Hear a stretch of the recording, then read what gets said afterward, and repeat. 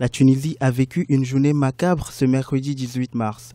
Au moins 22 personnes, dont 20 touristes étrangers, ont été tuées dans une attaque menée par 2 hommes armés contre le musée du Bardo dans le quartier du Parlement à Tunis. Remontés, les observateurs condamnent fermement cet acte terroriste revendiqué par l'État islamique. Ils ont voulu frapper la culture.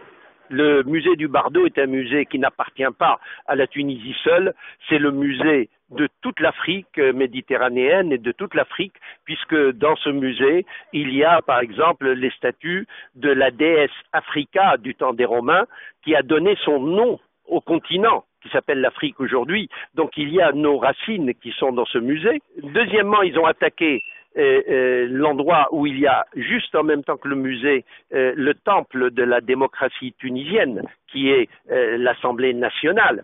Et là aussi, c'est la deuxième fois qu'on se prend à l'Assemblée nationale. N'oubliez pas que il y a 2 ans, notre collègue Mohamed Brahmi, député à l'Assemblée nationale constituante, dont je faisais partie, a été assassiné de 14 balles dans le corps, avec l'espoir pour eux d'arrêter la transition démocratique du pays. Le musée du Bardo est le plus visité de la capitale tunisienne. Près d'1 million de personnes s'y rendent chaque année. Cette attaque a voulu porter un coup dur à l'économie, principalement au tourisme tunisien, déjà en berne depuis la révolution de 2011. La troisième cible, qui est peut-être la première, c'est l'économie de la Tunisie, parce qu'en touchant et la culture et la démocratie, ils espéraient introduire du doute dans l'esprit des investisseurs, des financeurs, qu'ils soient d'ailleurs tunisiens ou amis étrangers, et puis ils ont voulu décourager les touristes qui pensaient pour des raisons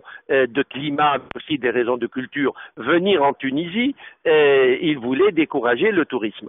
Mais là, ils ont échoué complètement. Le tourisme représente la première source de revenus de la Tunisie, avec 7% du PIB du pays et emploie plus de 400 000 personnes. Pour l'heure, l'enquête sur l'attaque du musée du Bardo suit son cours. La présidence tunisienne a procédé ce jeudi 19 mars à une vague d'interpellations.